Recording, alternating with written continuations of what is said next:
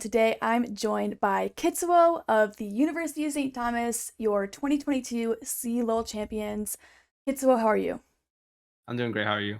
I'm wonderful. Congratulations on the super successful year. You guys got to go out to LA for the C-Lowell championship and play in the LCS studio. How was that experience for you?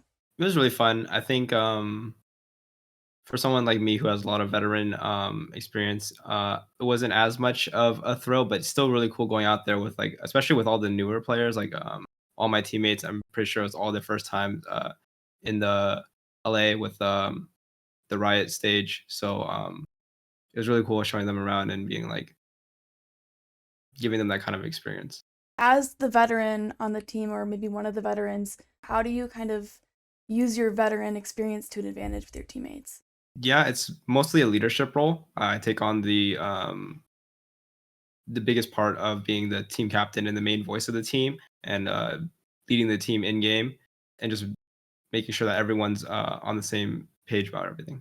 Can you kind of give a specific example of what that might look like on game day? It's mainly just making the main calls when it comes to early game, talking about what lane we're playing for, how we're using our advantages to transition different parts of the game, and then calling when and how to start fights. You've been competing for almost 7 years. I think you're going into your eighth season. Just give us a run through of all your experience. So I started playing competitively in season 5 when I first hit Challenger, and then ever since then, I've been working just to compete wherever I can, whatever is to the best of my ability. And the main highlights were in 2018 when I first played, subbed in for 100 Thieves Academy for the spring split, half of it about. And then in 2020, I hit top 8 of SGC, the Scouting Ground Circuit, which Mhm. was the amateur circuit before the Proving Ground Circuit.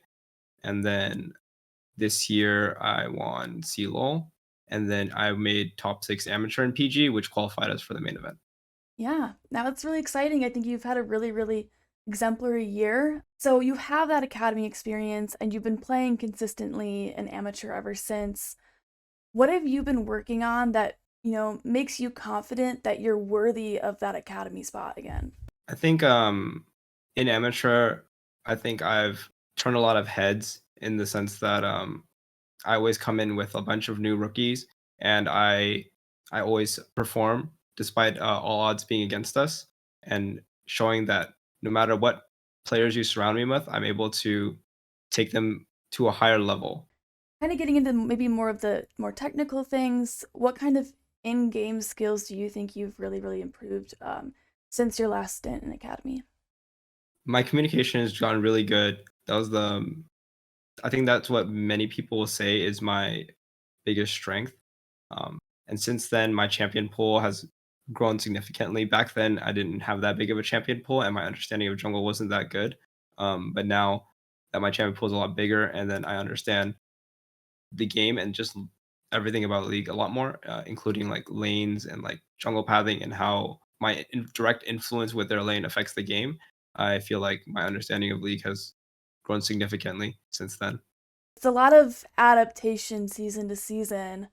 How have you kind of learned to adapt to those changes that Riot brings to the game? What are your kind of thought processes when you're, preseason and you're looking at all the changes? So for most of the stuff actually with the changes for league, I take the word of others who I feel like are really smart about the game, and then I just incorporate that into what I already know. And then using my experience and seeing patterns and the way that these changes affect the game, I'm able to come up with my own views on it. You've been playing League for a really long time. You've been competing consistently for a really long time. What makes you so passionate about this game?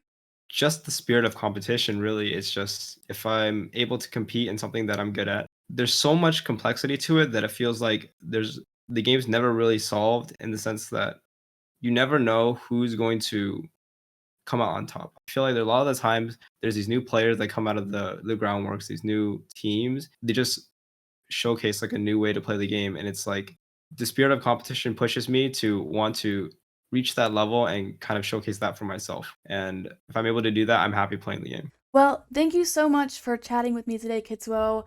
Best of luck in your search for a team. I'm really excited to see where you go.